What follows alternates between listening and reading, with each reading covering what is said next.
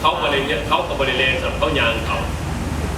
ตัวของเขากูมือนี้กันเขาคือว่าเขาเป็นเมืองอย่างเมืองกัญญานครเมืองกัญญานครเนี่ยกูได้ยินถึงโสตสัมผัสนี่นะจักหูสัมผัสซิวฮะกายสัมผัสปัญหาเรื่องต่างๆที่มันเกิดขึ้นคดีเกี่ยวกับผัวหนอกใจเมียหนอกใจผัวต่างๆเกิดขึ้นแต่พอปฏิบัติตามที่ข้อกับที่นี่พอปฏิบัติตามที่ข้อกับที่นี่ใช่ไหมหน้าที่ของผัวที่จะต้องปฏิบัติต่อเมียมันมีอยู่หายางเมียจะต้องปฏิบัติต่อผัวมันก็มีอยู่หายางหนึ่งผัวนี่ต้องมอบทรัพย์สมบัติให้แก่เมียเป็นผู้ปกครองรักษาพอการรักษาทรัพย์สมบัติผู้ยิ่งรักษาได้ดีกว่าผู้ชายเชื่อว่าจะได้กระยาแต่ขอให้เป็นผู้ยิ่งที่มีคุณสมบัติเป็นผู้ปฏิบัติที่ข้อกับที่นี่นะอันสองได้ให้ความเป็นใหญ่แก่เมียในครอบครัวการจัดระเบียบการในครอบครัวเรือนชาติเป็นผู้ยิ่งจัดได้ดีกว่าผู้ชายเชื่อว่าจะได้กระบาอย่าไปดูถูกดูหมิ่นกันตัวที่สามให้เกียรติซึ่งกันและกันเอากันมาแล้วไปดูถูกกันฐานะมึงคนถูกคนยากมึงกูหังกูมีมึงหนาเลยนะครับมึงโง่งามเดียวกันสีบอกสมบูรณ์บานสิบอกเขาอนุญาตบอกอยู่วัดอยู่ว่าภาษาผู้ขาเขาเป็นชาวบ้านบอกชาวบ้านมันจะเข้าใจยังไงมันจริงงามจะได้นาทำยีแม่นี่เป็นเถ่าเลยเป็นตัวสิมตีว่าอีกขออนุญาตบาดครับไปด่าเราอีหนาเดียวอีนุ่มย่านอีหนาเดียวนะครับมันสิญาจังไดมันเถ่าปานนี่นะดิสิมาด่ากันตอนนี้มันสิเป็นจะเถื่อแค่ตีว่าเถ่าตอนนั้นเป็นสิหักเอากันไปร้านคนก็หักกันไปสั่นๆกันมันจะเป็นคือถึงความถูกความยากที่มีน้ำกันมาจะซัดมันจะจังแม่ผู้อื่นเนี่ยก็เห็นไปคือเอื่อยคือหนอกคือลูกคือหลานคือพ่อคือแม่ตัวเองหักแท่งกันคืออายคือหนอกตัวเองมาบ้านบัวเนี่ยโอ้ยเดี๋ยวมึงหนามิตรลูกตะลานกูมึงหนามิตรพ่อตะแม่กูก็ขึ้นไปยังสั้นมันจะคอยจิเป็นขั้นคนมีศีลธรรมเป็นแท้นะตัวที่ซีมันยังอย่านอกใจตัวนอกใจนี่แหละกูมือดีซานนี่โอ้ยขออนุญาตเขาผู้ขาประเด็นเห็นกูซานแต่ว่ามีมือเห็นอยู่เขาก็ว่าคดีเรื่องนี้เจียวเอ้ยคนเป็นธรรมดาบางคนนี่ผู้เพื่อนแล้วเนี่ยท่าชี้เนี่ยว่าจะบนทันเห็นที่ขึ้นพิกกันมาสนุกขายเพื่อนเอาเงินแบ่งกันย้อนนี่ยังย้อนผัวหันไปประซุ่มเด็กโทษบางเสือย่ำไรกับโทรมาแม่พอแม่ไปประใจมาเสือเด้อพอเปียกมันหลายเดี๋ยวนี้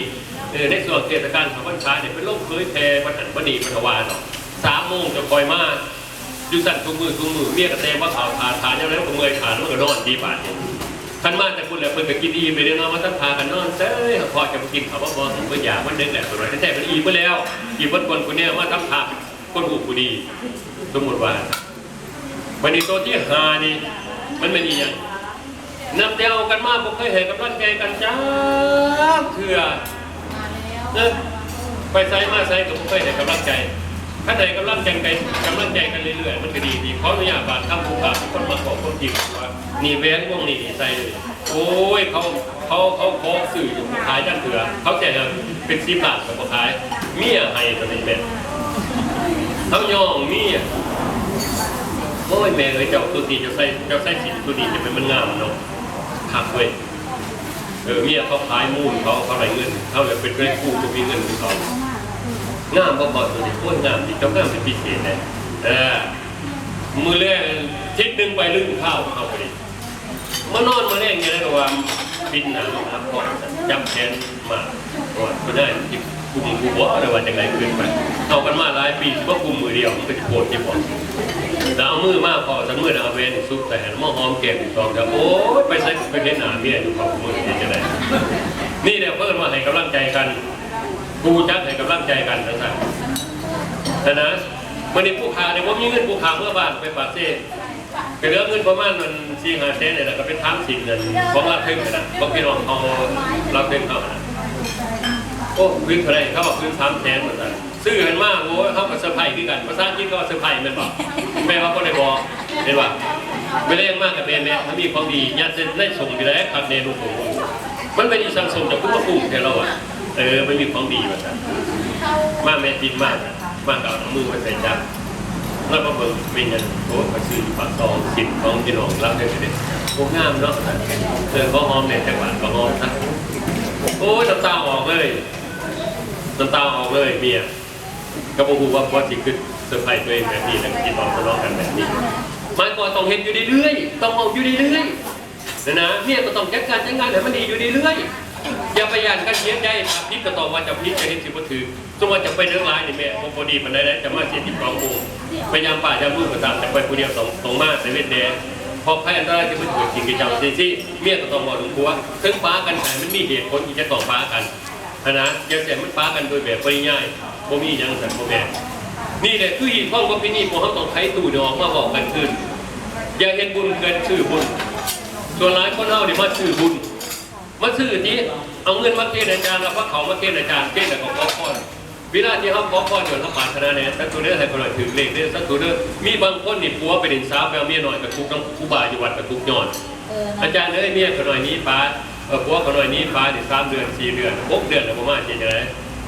เขามีอย่างบาดข้ามเขาเป็นอาจารย์มันผัวเขาดอกเราเป็นผู้บ่าอาจารย์เมืองนั้นจะทองอาจารย์เมืองอื่นผู้บ่าเขารุตรีได้บาดเนี่ยเอาผมก็ซื้อยักซื้อมันใหม่ได้อายุมันเท่าไรเอาผมมันก็ที่สูตรให้ว่าจะเนี่ยบังเอิญสูตรประมาณเดือนหนึ่งมันก็มาอีหลีโอ้โดนซื้ออาจารย์พวกนั้นว่าตัดสิบเก็บและบาทนี้บัดตอนลูกไปกินยามาและบาทนี้มันไปเลยสูตรจะได้ก็มาสูตรจะได้ก็มาอาจารย์ถ้ามาเศร้าเก็บเดี๋ยวนี้เราสั่งนี่แหละมันเกินสัจธรรมเลยเขาโอ้โหเอาควบจีบออกมาบอกต้องเอาควบจีบออกจะทันทีทิพย์ท้องห้องทิพย์จีเนี่ยจะบอกแต่ปากซื้อมีโอกาสแล้วคือประตูทำมาการแนวโฮมเสียมา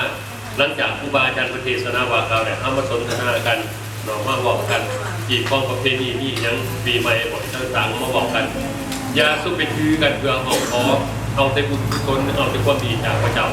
พระพุทธเจ้าให้พวกเข้าไว้แล้วพี่น้องเอ้ยเป็นให้เข้าวัดแล้ว 84,000 กับพระธรรมขันธ์นะ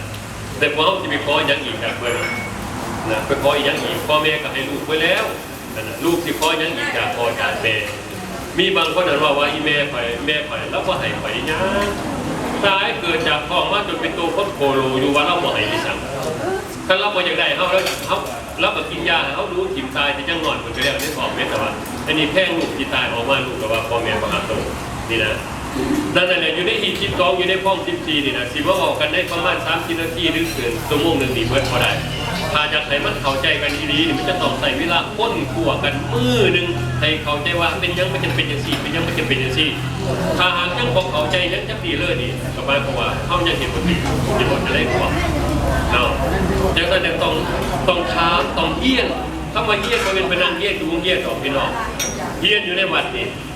คนครั่วกันอยู่วัดนี่เขาออกมาบอกกันที่ความประเพณีมันมียังไงปรึกษาหารือกันมันเข้าใจเนาะการขึ้นวันเวลานี่ก็จะใส่ไปหมดประมาณคนละ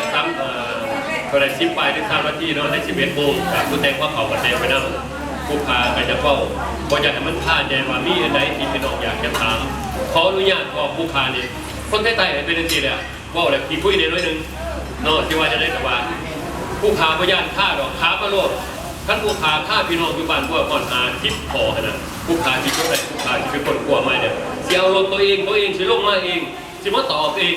อยู่นี่เพราะเขาอนุญาตจากอาจารย์เขาอนุญาตถามเพราะยิ่งใจของผู้พาจะให้พี่น้องเข้าใจแล้วกันเพราะอนุญาตเนี่ยลูกผู้พาเมียผู้พานี่เดือนนึงร่วมกันได้เขาอนุญาตเท่านั้นได้เงินเท่านี้เดือนนึงเขาร่วมกันไหนแม่มาเบิ้งสาธิตเบิ้งสู่คนเอาพ่อเมียเนี่ยพักวันแต่งอย่างไรแต่พักวันเนี่ยเวลาที่เขาทุกวันนี่ฝ่ายผู้ชายฝ่ายจะได้ผู้หญิงอย่างไรเทศตั้งหาคิดเรือยังบูจักสิเหตุยางไปยางมานี่ต้องเห็นอย่างที่ในเวลาเขาสิเขาพักวันเขาต้องเปลี่ยนพักวันกันเอาของผู้หญิงไปผู้ชายแต่ตอนถึงเรื่องของผู้ชายนะครับของผู้ชายคนผู้หญิงเกี่ยวกันอันเท่านั้นนึงนะขาเชื่อยังบ่ได้ยังบ่จื้อสิว่าจะได้ดังนั้นเขาจะติดไปบ้านว่าเรื่องที่มารู้ไม่ได้ทั้งไปก็รู้ไม่ได้เบ้าซื้อดอกก็รู้ดอกที่ว่าจะได้รู้ว่าเนาะดังนั้นยังไงโอกาสว่าเอาพี่น้องเขามีอย่างถามเด็กเนาะต้องถามมั้งยังไงถามจะได้สิว่าพี่จะบอกผู้เดียวหรือคนถามมันอยู่นี่วะ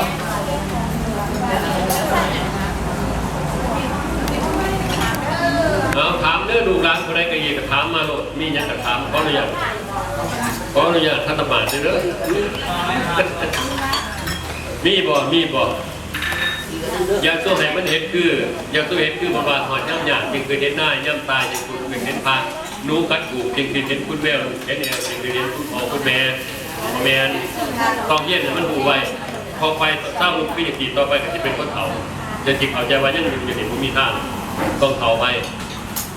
เจ้าหน้าที่ก็ประตูเข้าหาเห็นนั่นเขาผู้ประจักษ์แล้วท่านเป็นผู้นั่งกินเหล่าล่าที่คุณอาจารย์ว่าเป็นเอาเลยก็บอกว่า จะแสดงผู้ขาผู้มือเนาะเป็นคนดูแล้วต้องได้เห็นไปเบิร์ดดีแต่ได้เฮียนมันแต่ยังหนุ่มเอามีบอพี่น้องมีบอสนใจยังทางโลดเรื่องความเชื่อซื้อต่างๆเนี่ยซื้อผีเนี่ยมันเป็นยังไงเพราะทุกอย่างบาดทั้งทางโลดผู้ขาผู้ย่างกับผู้ขาก็เคยถือผีพอผู้ขาไปนะผี